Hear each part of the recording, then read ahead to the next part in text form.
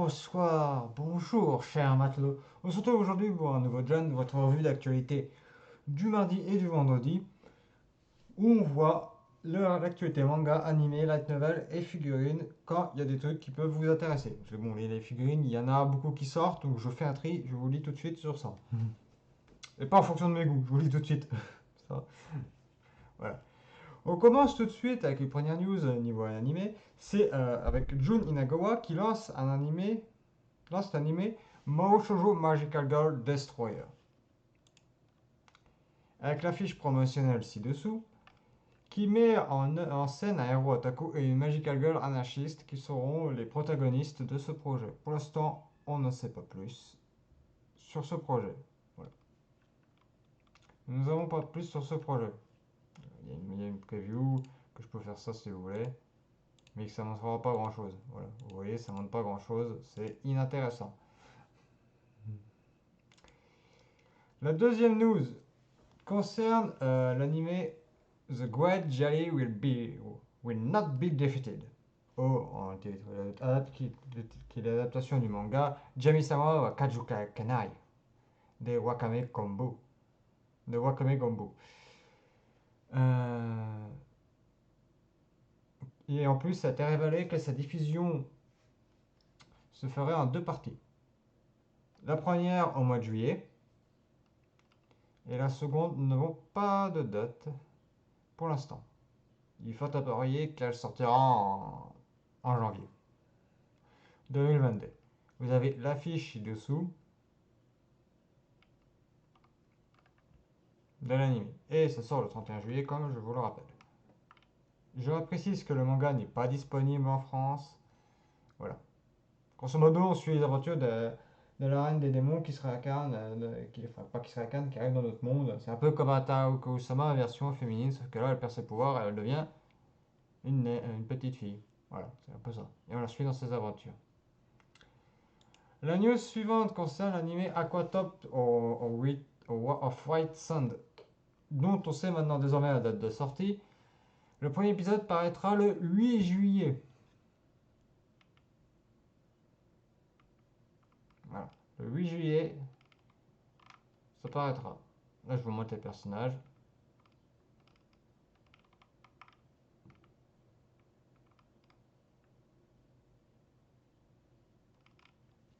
Voilà, voilà. Ça sortira le 8 juillet. Les graphismes sont plutôt pas beaux, hein. Je trouve que c'est plutôt beau. Ça me rappelle un peu ce que faisait. Ouais, je crois en plus, en plus c'est PA Works qui le fait. C'est un anime original. Ça s'appelait comment les animés qu'ils ont fait PA Works? C'est passé. Je crois que c'est passé en 2013 ou 2014. J'ai plus le nom de l'animé. C'est licencié un peu chez Crunchy, je dis pas de bêtises. C'est Crunchyroll. J'ai plus le nom. Mais vu les Fomara, ça me rappelle. Je sais pas, ça Yano Ota, ça c'est un VN, c'est un autre truc. J'ai plus le nom. J'ai plus du tout le nom en tête. À quoi? Ils en ont fait deux. Ils ont fait, je crois qu'il y a Glass Sleep et il y a l'autre. Et c'est l'autre que je pense. J'ai plus le nom en tête. Malheureusement, je n'ai plus du tout le nom. Désolé. La news suivante concerne le projet Artist Switch qui accueillera le 28 mai prochain une web série, ouais, web série animée, hein, ça passe, sur YouTube, précisons-le.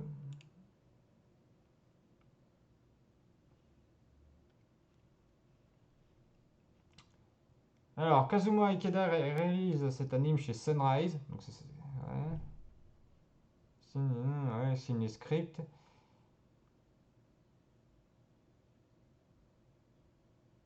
Ce projet met en lumière la mode, l'art, musique de Harajuku en présentant des créateurs artistes actifs dans ces milieux. Ok. C'est vicieux. En fait, c'est un animé qui fait la promotion des artistes d'Harajuku. Ok. Une web série. La deuxième saison, comme on a parlé que ça allait arriver en juillet, on a la date de confirmation pour I'm Standing on 1 Million Lives. Je vous rappelle que l'affiche devait être sélectionnée parmi les joueurs. Parmi les joueurs, parmi les fans, pardon, excusez-moi, je confonds. Et la date de sortie, c'est le 2 juillet que la saison 2 débarquera. La news suivante, c'est Tsubuya Raya Productions et Netflix qui s'associent pour produire un film Ultraman en CG. Voilà. Donc Netflix va avoir un nouveau film Ultraman en exclu. Je vous rappelle qu'il y a déjà une série Ultraman qu'ils ont produit qui est uniquement disponible chez Netflix. C'est Ultraman, je ne vais pas dire Next Generation, mais c'est un peu ça. La news suivante concerne le Shingeki no Kyojin. Dans le numéro de juillet du magazine Davichi, il vous sera proposé une collection de rom-com entre Eren et Mikasa. Rom-com, c'est des comédies romantiques. Hein, voilà, c'est pour ça, c'est romantique comme rom-com, comédie romantique. Sauf que bon, vu que ça inverse dans les langues en anglais, voilà, ça doit être romantic romantic. Enfin, romantic comedy en anglais. C'est pour ça que ça s'appelle rom-com. Et si on mettait en français, ça ferait comme rom. Mais bon, voilà, on passe de sujet. Pour juillet, voilà, il va y avoir une collection de rom-com. La news suivante, on passe côté jeux vidéo, on en avait parlé, c'est qu'on avait annoncé que Akibatri Hellbound et Debrift allait arriver en Occident sur PS4 et Switch et sur PC via Steam. Et ça arrivera le 20 juillet en Amérique du Nord et le 23 en Europe. Je vous rappelle, le but de ce truc, c'est de dessaper les gens. Oui, bon, j'en dis pas plus, mais c'est un peu ça le but. Voilà, c'est de dessaper les gens. C'est un peu ça votre objectif dans le jeu. Pas sûr que ça plaise à tout le monde, hein, mais bon, il en faut pour tous les goûts. La news suivante, c'est Niji Sanji, pardon, anglais, qui annonce un groupe de VTubeuses, les Lazulites, que vous voyez ici. On a Ella Pandaran, je doute bien que ça y a Ella Pandaran, hein, pas débile, hein. C'est Pendragon, hein, comme Arthur Pendragon. Poum, Line Pouf, ouais, de fleurs, ouais. Finaya Ryugu, une sirène, ouais, c'est tout. Donc un groupe, c'est un groupe de trois. Ok. Et ça, c'est la première. Hmm. C'est pas mon truc, hein, les VTubers, mais bon, je vous en parle parce que je sais qu'il y en a parmi les gens qui regardent mes vidéos que ça intéresse les VTubers. Voilà. Donc, ce groupe arrivera à partir du premier horaire 19h le 15 mai. Ah, mais c'est demain ça.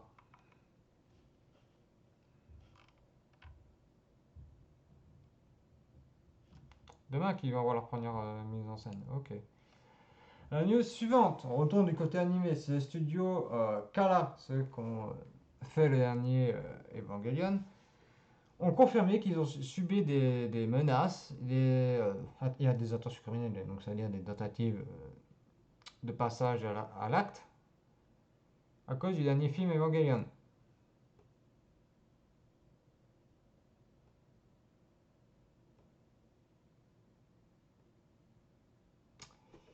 Comment dire? Ça rappelle un peu étrangement l'affaire des Mio en Chine, hein. Comme quoi, il n'y a pas que les fans chinois qui peuvent être cancer, hein.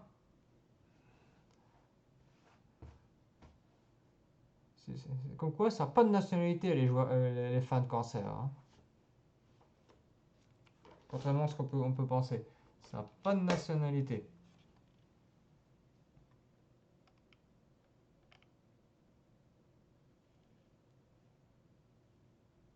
De cybermenaces, ouais.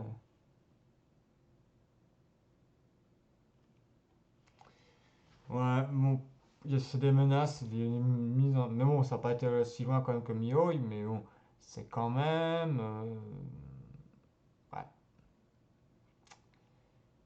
pathétique. Ceux qui font ça, ils sont pathétiques. rien d'autre à dire de plus. La news suivante concerne Final Fantasy VII Remake. Aerys et Tifa auront un roman de 286 pages et qui ce titre sera à l'initiative de Kazuhige Nojima qui sortira le 15 juillet prochain.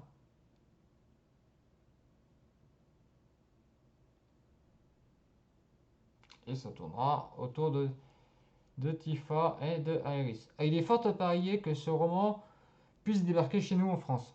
Je pense que ça va débarquer parce qu'il y a beaucoup de fans de Final Fantasy VII, hein, surtout de Tifa. Hein. Ouais, voilà quoi.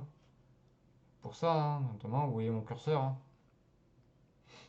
Voilà. La news suivante, c'est l'anime Sonny Boy qui a dévoilé son casting, mais ça, je pense que vous en faites un petit peu. Mais c'est surtout la date de sortie qui vous intéresse. Ça va sortir le 15 juillet prochain au Japon. Et pareil pour chez nous. Parce que nous, ça va être un peu décalé. Voilà.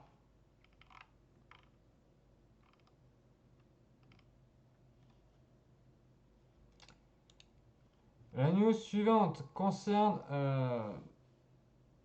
C'est l'organisation Happy Science qui annonce un nouveau film dans la série The Law of the Universe. Voilà. Avec cette petite affiche.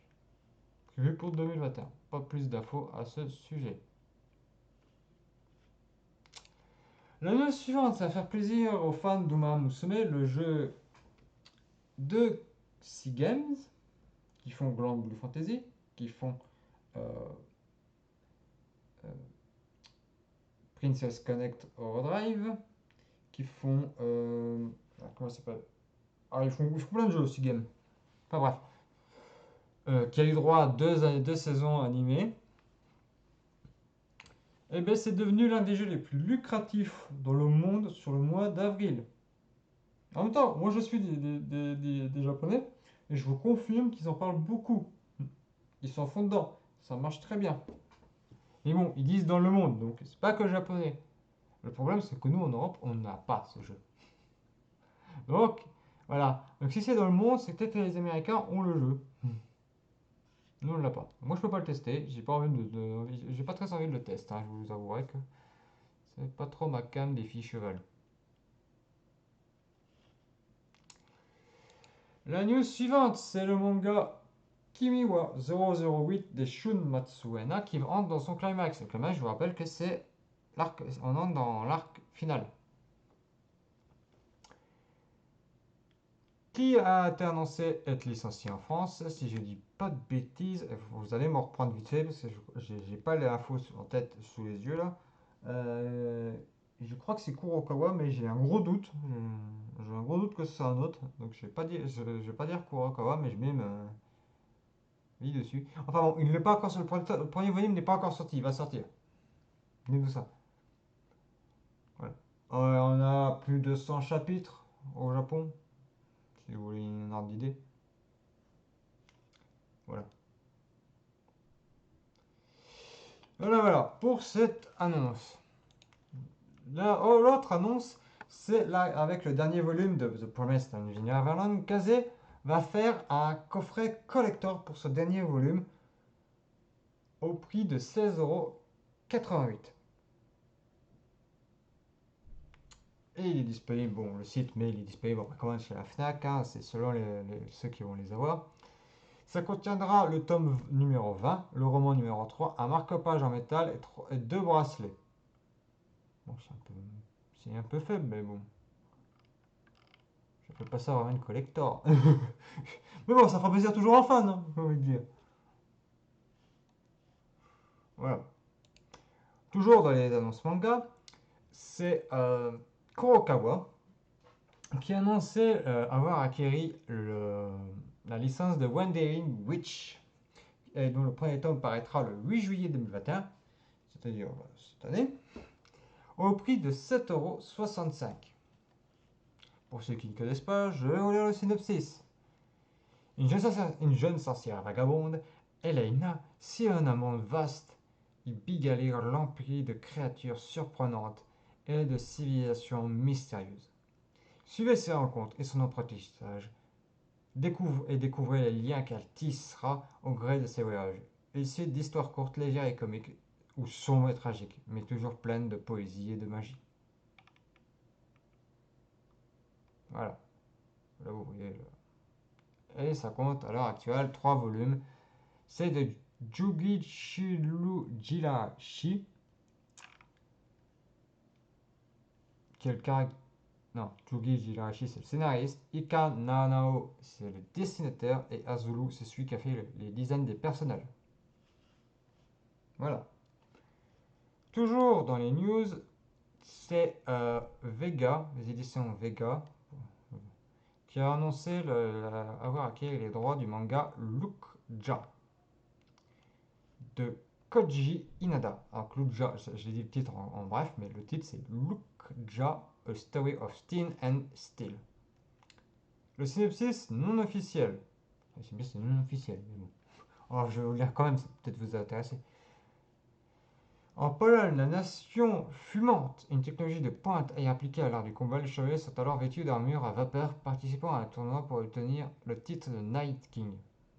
Également, à ce concours, chose qui la différencie des autres, est qu'elle n'utilise pas d'armes, mais l'armure est équipée sur ses bras pour se battre au poing. Il y a un petit côté mégalobox, ça, je trouve. Mais version chevalier. Et ça est sorti en 2020 au Japon, aux éditions Lid, et ça compte actuellement 2 volumes. Et ça va sortir chez nous le 3 septembre prochain au prix de 8 euros. La news suivante, cette fois on passe du côté des figurines, avec les figurines de Bandai Spirits qui vont sortir le 29 mai, c'est d'ailleurs cela, de j'allais dire Ichiban Kujin, de Kimitsu no Yaiba, Onigoro no Kokorozi. Vous avez cette figurine-là qui va sortir. Celle-ci. Et celle-ci. Voilà. Si vous avez le prix, je vais vous montrer le prix. Voilà, c'est Ichiban Koji, mais Bandai Spirits, ça revient même. Hein. Pourquoi ils appellent ça Bandai Spirits, je ne sais pas. Est-ce qu'il y a le prix? Bon, il n'y a pas de prix. Enfin bref, dites-vous que ça va coûter, vu que c'est du Bandai Ichiban Koji, entre 40 et 100 euros. C'est là, j'ai pas les tarifs. Ça va coûter entre 40 et 100 euros. Voilà. Et j'en profite lors de ces vidéos pour vous faire un petit point Azurlen. Voilà, je vais vous montrer ça. Alors, pour vous, c'est du charabia. Mais bon, le petit point Azurlen, ça mérite d'être fait quand même. Je ne vais pas m'amuser à faire 36 000 vidéos, donc je vais faire un petit point Azurlen. Je me suis planté pour le gros event. C'est pas anglais, c'est américain. Le gros event, ça va être à la fin du mois pour le 4e anniversaire de la version chinoise du jeu. Donc l'anniversaire tout court du jeu, parce que c'est l'année où il est sorti au monde. C'est la première fois où il est sorti au monde. C'est en Chine, donc c'est il y a 4 ans. Le jeu va avoir 4 ans à la fin du mois. Ça sera un gros event sur Legal Union. Pourquoi je dis pourquoi vous vous demandez ben, c'est cette partie-là. Cette partie-là veut dire Union. Les japonais disent Union et c'est Legal Union. Voilà. Ça va être un gros event sur Legal Union. Alors, je n'en sais pas plus sur ça va être quoi l'event. Voilà. Je vous le dis, c'était le petit interlude à ce sujet. Voilà, voilà. La vidéo était assez longue, je vous l'accorde, mais au moins on a fait le tour de l'actualité. Voilà. Je vous dis à la prochaine, mes chers matelots, pour une prochaine revue de l'actualité ou un prochain rapport manga, parce que j'ai envie d'en faire plus. Mais il faut que je trouve lesquels que j'ai envie. Donc, j'ai envie de vous faire découvrir des séries. Voilà. Je vous dis à plus, mes chers matelots. Bye!